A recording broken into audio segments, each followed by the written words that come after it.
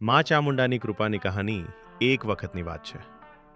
ગુજરાતના એક નાનકડા ગામમાં રામુભાઈ નામનો એક ગરીબ પરંતુ અત્યંત શ્રદ્ધાળુ માણસ રહેતો હતો.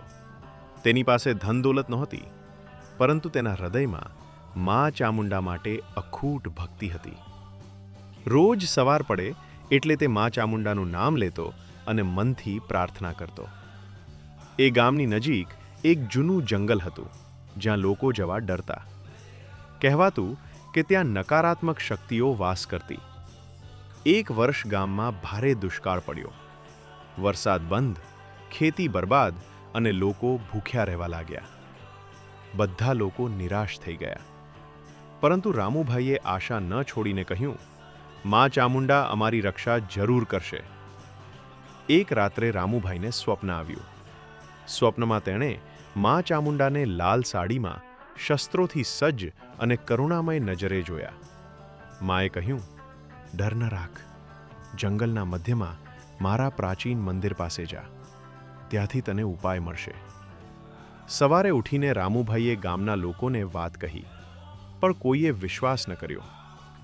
એકલો જ હિંમત કરીને તે જંગલ તરફ નીકળ્યો. રસ્તામાં અંધકાર, અજીબ અવાજો અને ભયંકર વાતાવરણ હતું. છતાં તેણે મા ચામુંડાનું નામ લેવાનું બંધ ન કર્યું.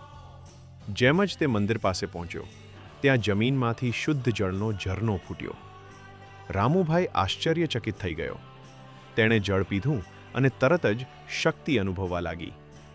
તે ઝરણાનું પાણી ગામમાં લાવ્યો. થોડા જ દિવસોમાં ગામમાં વરસાદ શરૂ થયો. ખેતરો લીલાછમ થઈ ગયા અને લોકોનું જીવન ફરી ખુશહાલ બન્યું. બધાએ માન્યું કે આ બધું મા ચામુંડાની કૃપાથી થયું. ગામના લોકોએ ત્યાં ભવ્ય મંદિર બનાવ્યું અને રામુભાઈને સન્માન આપ્યું. રામુભાઈ નમ્રતાથી કહ્યું, આ બધું મા ચામુંડાની શક્તિ છે. હું તો માત્ર એક ભક્ત છું.